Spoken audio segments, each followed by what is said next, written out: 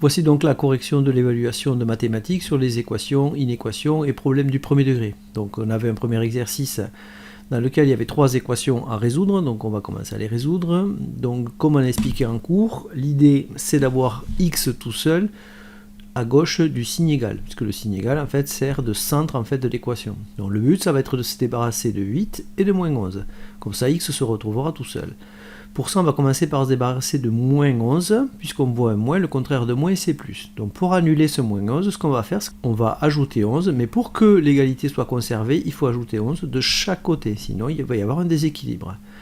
Donc moins 11 plus 11, ça va s'annuler, c'est l'effet recherché. Du coup, ici, il ne reste plus que 8x du côté gauche du égal, et du côté droit du égal, eh bien, on va tout simplement effectuer l'opération 61 plus 11, ce qui fait 72. Pour continuer, on veut se débarrasser de 8, puisqu'on veut x tout seul à gauche. Il faut se rappeler que quand on a un nombre et une lettre en mathématiques, c'est qu'on a un fois. Le contraire de fois, c'est diviser. Donc on va diviser par 8. Et de la même manière, on va diviser par 8 de chaque côté. 8 sur 8, ça s'annule. Il reste x, le signe égal. Et de l'autre côté du signe égal, on effectue cette opération. 72 divisé par 8, ça fait 9. On passe à la suivante, la même technique, on veut x tout seul du côté gauche du signe égal. Pour ça, il faut se débarrasser de moins 9 et de moins 12. On va commencer par moins 12. On voit ici le contraire de moins, c'est plus. Donc on fait plus 12. Et pour bien rester équilibré, ici on ajoute 12 de chaque côté. De ce côté du égal, il reste moins 9x. Et de l'autre côté, 24 et 12, ça fait 36. On va maintenant se débarrasser de moins 9. Par rapport à x, moins 9 est multiplié, une multiplication ici qui est cachée. Le contraire de la multiplication, c'est la division, donc on va diviser par moins 9. De chaque côté. Moins 9 sur moins 9, ça s'annule. Il reste x de ce côté, et la calculatrice, si on programme ce calcul, donnera moins 4. Alors il ne faut pas confondre ici au début quand on a moins 12, c'est une soustraction, alors qu'ici, moins 9, le contraire pour annuler moins 9, il y a une multiplication dont le contraire c'est de la division. Pourquoi? Parce que moins 9 ici est collé à x, alors que moins 12 lui n'est pas collé à x. Dernière équation, en fait il faut se ramener à une forme comme ça, et pour ça c'est simple, on va tout simplement d'abord pivoter autour du égal. Ça va donner 5x moins 7 égale 23. J'ai recopié mon équation mais en inversant autour du égal. Et là je me retrouve comme dans la situation d'ici, on doit se débarrasser de 5 et moins 7. On commence par moins 7 parce que 5 est collé à x, on le fera à la fin. Donc moins 7, le contraire de moins 7 c'est plus 7. Donc plus 7 de chaque côté. Là ça s'annule. Du côté gauche du égal, qu'est-ce qui reste? 5x. Et du côté droit, 23 et 7, ça fait 30. Entre 5 et x, il y a un fois. Le contraire de fois, c'est diviser. On va diviser par 5 de chaque côté. Ici ça s'annule. Il va rester donc x tout seul, c'est ce qu'on voulait, et 30 divisé par 5, ça fait 6. Voilà pour ce premier exercice. Deuxième exercice, ce sont des équations dans lesquelles il y a x de chaque côté de l'équation. Donc la première chose qu'on va faire, c'est ramener les x qui sont du mauvais côté vers ce côté-là. Pour ça, on fait l'opération contraire. Alors ici, il n'y a pas de signe visible à annuler, donc en fait, on va considérer qu'il n'y a pas de signe, qu'il y a un signe plus. Et donc le contraire de plus, c'est moins, donc on va faire moins 3x. Et pour que ça reste équilibré par rapport au égal, on va mettre moins 3x ici. Du côté droit du égal, 3x moins 3x, ça s'annule, il reste moins 42. Du côté droit du égal, c'est un peu plus compliqué, on considère les x. Les x, on a 11x moins 3x. Donc en fait, des x, on en a 11 moins 3, ce qui fait 8x. Donc c'est 8x, il ne faut pas oublier de mettre moins 10, qui n'a pas bougé depuis le début de la résolution. Là, on est revenu à un exercice similaire à ce qu'on a fait à l'exercice 1. Pour annuler moins 10, on fait plus 10 de chaque côté de l'équation. Ça s'annule. De ce côté du égal, qu'est-ce qui reste? 8x. Et de ce côté-là, moins 42 plus 10, une calculatrice nous donnera moins 32. On se débarrasse de 8. Par rapport à x, il est multiplié. Le contraire de multiplier, c'est diviser. On divise par 8. Ça se simplifie. Il reste x égale, et là la calculatrice donne moins 4. Deuxième équation, la même, mais avec des nombres à virgule. On fait apparaître un plus. Le contraire de plus 16x, c'est moins 16x. Si on le fait de ce côté, il faut le faire aussi de ce côté du égal. De ce côté du égal, ceci disparaît, ça s'annule, donc il reste moins 8,7. De l'autre côté des x, on a 11x moins 16x. Donc si sur une calculatrice on fait 11 moins 16, ça fait moins 5x. Ça fait moins 5. Enfin, si on fait 11 moins 16, ça fait moins 5. Donc moins 5x plus 5,3. Et on est revenu au niveau 1. Pour annuler plus 5,3, on fait moins 5,3 de chaque côté. Ici, ça s'annule. Du côté gauche du égal, on a moins 5x. Et de l'autre côté, moins 8,7 moins 5,3, une calculatrice donnera moins 14. Pour terminer, on a une multiplication ici entre moins 5 et x. Le contraire de la multiplication, c'est la division. Donc on divise chaque côté par moins 5. Ça s'annule. Qu'est-ce qui reste ici? X, c'était le but. Et ici, une calculatrice nous donnera que ça fait 2,8. Passons à l'exercice 3, les équations produits, très utiles en physique. Ici, en fait, on fait un produit en croix. On se dit que 5, c'est 5 divisé par 1, et on fait un produit en croix. Donc ça fait x égale 13 fois 5. Si on veut, on peut faire x égale 13 fois 5 divisé par 1, mais ce n'est pas nécessaire, parce qu'en fait, le divisé par 1 ne change rien. Donc ça fait x égale 65. L'équation est résolue. Ici, si on fait un produit en croix, ça va faire 6x fois 1 qu'on ne marquera pas, égale 9 fois 8, 72. Attention, là, l'équation n'est pas terminée. Il y a un fois ici. On reprend la technique vue précédemment. On divise par 6. On divise par 6. Ça s'annule. X et 72 divisé par 6, ça fait 12. Dernière équation un peu plus compliquée. Là, si je fais le produit en croix, j'obtiens x fois 117 égale 13 fois 1, en fait. Ici, c'est 1. X fois 117 égale 13 fois 1. On ne mettra pas le 13 fois 1 parce qu'en fait, il n'a aucune utilité ici. Là, pour terminer, on divise par 117 de chaque côté. Ça fait x égale, et là, ça fait à peu près 0,111. On passe à l'exercice 4, les inéquations. Donc ça se résout, je rappelle, comme une équation, à une petite nuance près qu'on verra sur celle-là. Donc si je résous comme une équation, ben, je fais la même technique. Pour me débarrasser de moins 5 du côté gauche du signe, je fais plus 5 de chaque côté. Là, ça s'annule, il reste 17x. Le signe, donc, il est supérieur ici. Et 97 plus 5, ça fait 102. Entre 17 et x, il y a fois. Le contraire de fois, c'est diviser. Je divise par 17. Ici, ça se simplifie. Il reste x supérieur. Et ici, la calculatrice me donne 6. Au niveau de la représentation des solutions, je vais continuer ma graduation de faire apparaître le nombre 6. La borne que j'ai obtenue, il est là.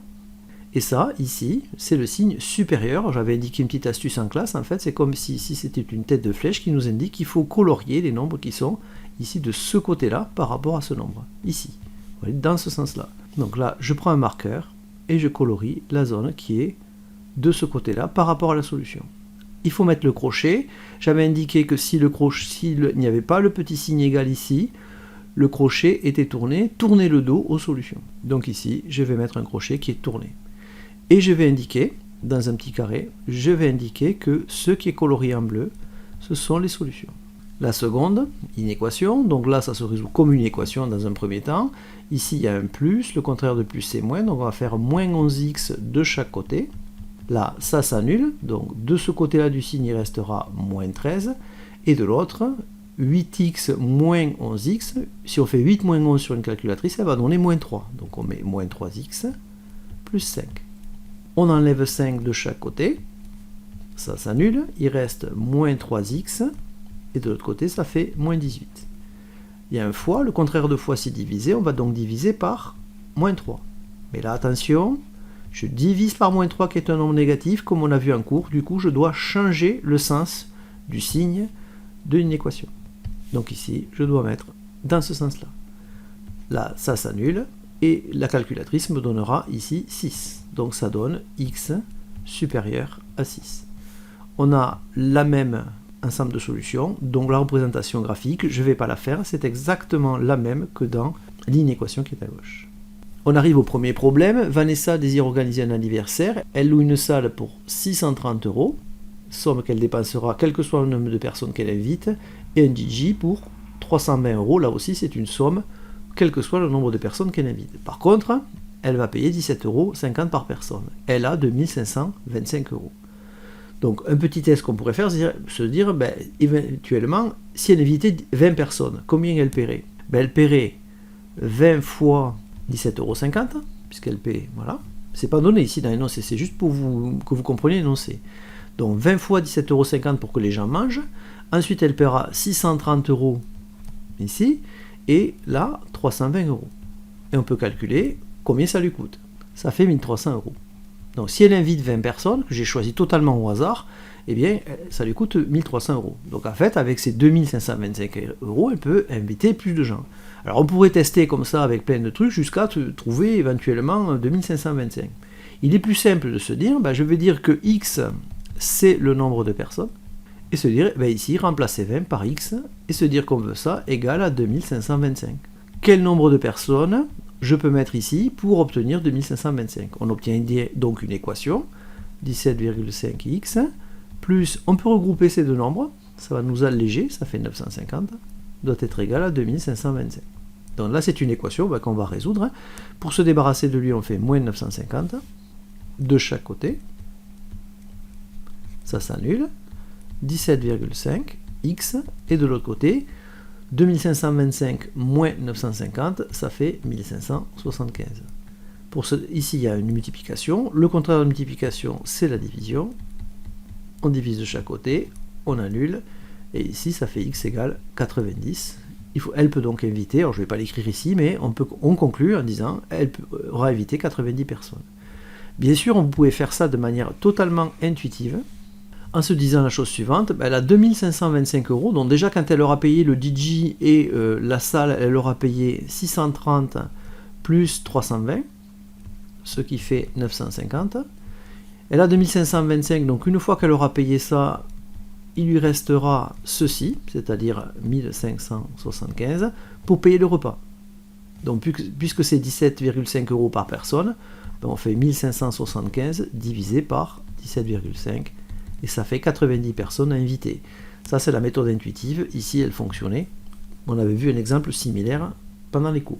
On arrive sur le dernier exercice, le problème, le gros problème ici. Une personne doit se rendre à Londres mercredi prochain dans le cadre de son activité professionnelle. Avant de faire sa valise elle consulte le bulletin météo anglais et trouve les informations dessus. Ici, il y a 57 degrés marqués. La personne se doute bien qu'il ne fera pas 57 degrés mercredi à Londres, c'est pas possible, et qu'elle peut laisser ses tongs au placard. Elle voudrait bien connaître la température à Londres dans une unité qu'elle comprend, puisqu'ici on voit bien que 57, regardez ici, c'est pas en degrés Celsius qu'on utilise en France, mais degrés Fahrenheit. Après s'être renseignée, elle a appris que les Anglais n'utilisent pas la même échelle de température que les Français. Les Anglais utilisent l'échelle des degrés Fahrenheit, c'est ce symbole, alors qu'en France, on utilise l'échelle des degrés Celsius. Si on dispose de la température en degrés, on peut calculer la température en degrés Fahrenheit avec la règle suivante. On multiplie la température en degrés par 1,8, on ajoute 32. En utilisant la règle de conversion, calculer la température en degrés Fahrenheit correspondant à 28 degrés Celsius. Donc j'applique la technique, je prends la température en degrés, donc 28, et je la multiplie par 1,8. Donc je fais 28 fois 1,8, et j'ajoute 32 au résultat obtenu. En faisant ça, j'obtiens 82,4 degrés. Donc s'il fait 28 degrés Celsius, ça correspond à 82,4 degrés Fahrenheit. C'est-à-dire que si en Angleterre il fait 28 degrés, eh bien la météo anglaise dira qu'il fait 82,4 degrés, il ne fera pas plus chaud, simplement c'est exprimé dans une unité différente. Donc on passe à la question 2, on désire maintenant répondre à la question de la personne qui doit se rendre à Londres, je rappelle qu'elle veut se rendre à Londres et qui fait 57 degrés Fahrenheit. 57 degrés Fahrenheit, et elle veut savoir à quelle température en degrés cela correspond. Donc je dis de poser l'équation. Donc en fait, il faut revenir à ce qu'on a fait précédemment. Précédemment, on a dit on a une règle qui permet de passer des degrés Celsius au degré Fahrenheit. Pour ça, on multiplie par 1,8, on ajoute 32. D'accord? Donc en fait, si on a une température en degrés Celsius, on la multiplie par 1,8, on ajoute 32, et on obtient la température en degrés Fahrenheit. Nous, ce qu'on a fait tout à l'heure, la question précédente, c'est que on l'a remplacé par 28. Et on a fait 28 fois 1,8 plus 32, et on a obtenu 82,4. Ici, ce que la personne veut savoir, c'est qu'est-ce qu'il faut mettre ici à la place de 28 pour que le résultat du calcul fasse 57. Eh bien, si on remplace le point d'interrogation par un x, on obtient l'équation. Donc ça va donner 1,8x, parce que là, si je remplace, ça fait x fois 1,8, Et on sait qu'en mathématiques, on l'a déjà vu en classe, on peut inverser les deux, mettre le 1,8 devant et ne pas marquer le signe multiplié. Donc 1,8x plus 32 égale 57. Donc l'équation est posée. Résolvez l'équation que vous venez de poser, il faut résoudre cette équation. Donc ça c'est la méthode classique. 1,8x plus 32 égale 57. Pour se débarrasser de plus 32, on met le contraire, c'est-à-dire moins 32 de chaque côté. Ça s'annule, donc il reste 1,8x. Et de l'autre côté, 57 moins 32, ça fait 25. Là, il y a multiplié, le contraire de multiplier, c'est diviser. On divise par 1,28 de chaque côté. Là, ça s'annule. Et on obtient x égale, et on fait 25 divisé par 1,8 sur une calculatrice. Et on obtient à peu près 13,89. Donc en fait, si ici je mets 13,89 degrés, à la sortie, j'aurai 57 degrés. Donc la conclusion, que je ne vais pas rédiger ici, c'est la personne qui veut se rendre à Londres doit s'attendre à une température de 13,89 degrés Celsius, presque 14 degrés Celsius, ici, si elle voyage. Voilà. C'est la fin de cette correction, j'espère qu'elle vous sera utile.